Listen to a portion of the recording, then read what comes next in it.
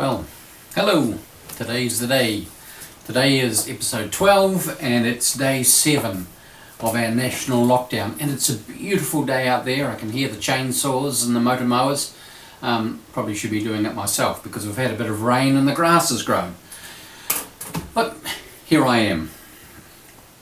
This day our text is continuing in Matthew's Gospel, and we're in chapter 9 verses 18 through to 26.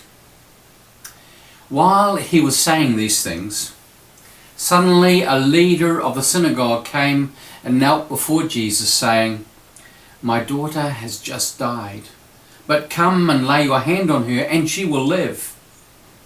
And Jesus got up and followed him with his disciples. Then suddenly a woman who'd been suffering from haemorrhages for 12 years came up behind him and touched the fringe of his cloak.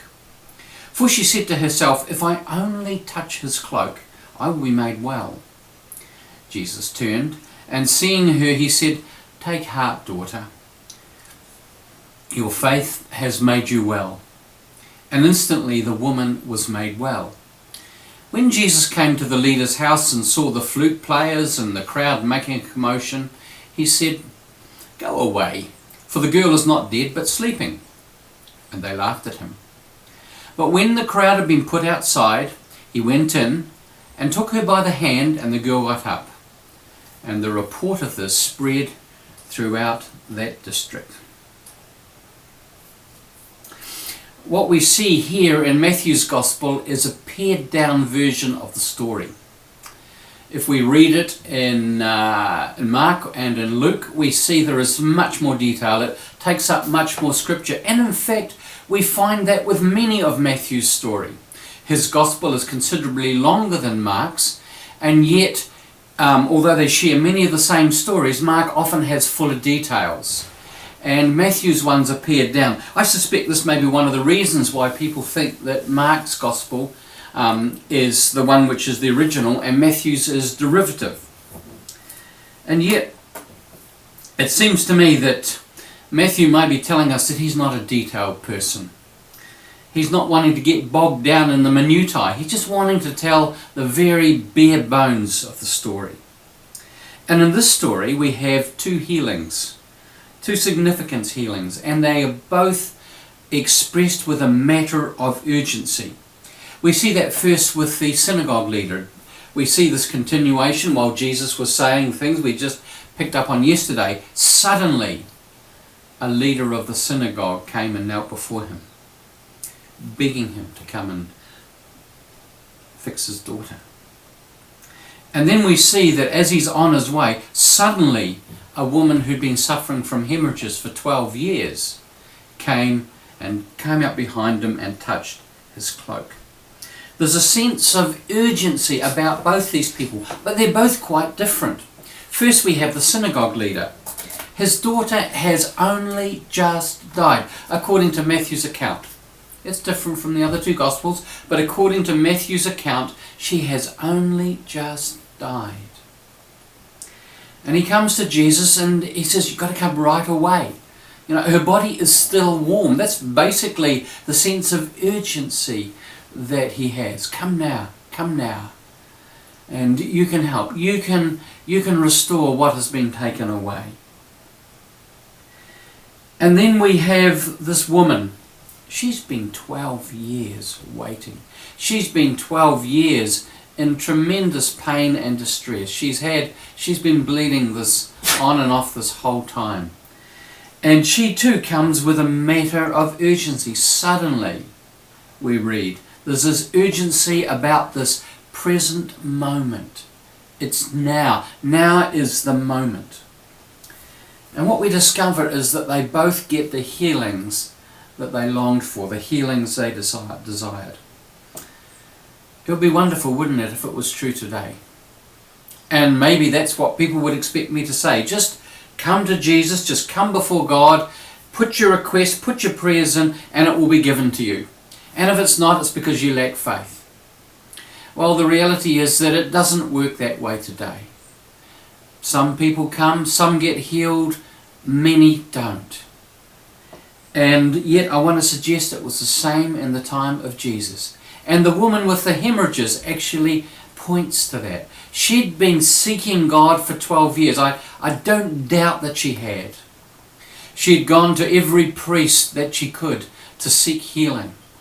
She'd gone to every rabbi. She'd gone to every faith healer. She'd gone to every person who had the gift of praying for healing in order to be made well. She'd tried every doctor, every quack, every remedy that she could, and none of it was working. But today is the day. Today is the day that she's going to be healed. I think there's a kind of realism about this, that this is how life is. People often go for years and are never healed, or have to wait for years before they are. And yet, if we're remembering Jesus in the Sermon on the Mount, we hear him praying, we hear him inviting us to continue to seek the face of God. Ask and keep on asking, he says, and it will be given to you. Seek and keep on seeking, and it will be, and you will find. Knock and keep on knocking, and the door will be open to you. There's a sense of the continuous present that we need to keep asking, keep seeking, keep knocking. And my conviction is that God gives us what we need. Often just not at the time that we think that we need it. And there's a big difference between giving us what we need and giving us what we want. There's a whole lot out there that seem to think that God is some a gigantic Father Christmas that will give us whatever we want. And that, I don't believe, is the case, and it's not the testimony of Scripture. But if we ask and keep on asking, seek and keep on seeking, knock and keep on knocking, there is a possibility that we eventually get that which we seek. Scripture has stories where it talks about delay. We see the story of Abraham and Sarah, who yearned for a son of their own, yearned for a child. And the promise was made, yes, yes, you will have a child.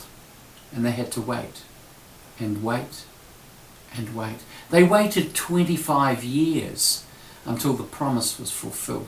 25 years until they were well past the age of anything looking like it was possible. And yet it was. And it happened. I've seen it in my own life. There are things that have happened that I've waited for and thought, why isn't that happening? And then it has. And often it's only in hindsight I can see why the delay has been necessary. I think that is the truth. Here's the thing though. If there is no ask and keep on asking, if there is no seek and keep on seeking, if there is no knock and keep on knocking, if our expectations are zero, they're likely to be met. If we have no sense, no desire, no yearning, no longing, those lacks will likely be met. And so we're invited to continue asking, seeking and knocking with the expectation that one day, just as it was for this woman, today might be the day. I want to repeat again Julian of Norwich. I think it's some of the most wonderful words that she said was that God is the ground of our beseeching. Let's recognise that the yearning that we have may have been put there by God. That the desire that we have may have been put there by God. That the whole sense of longing that we carry may have been put there by God. And it needs to be expressed. It needs to be expressed. And so the encouragement today for those of you, those of us, who have these things that still haven't been fulfilled and may look to be impossible, hang in there. Hang in there. Ask and keep on asking. Seek and keep on seeking. Knock and keep on knocking. You don't know that today, tomorrow might be the day. God bless you all.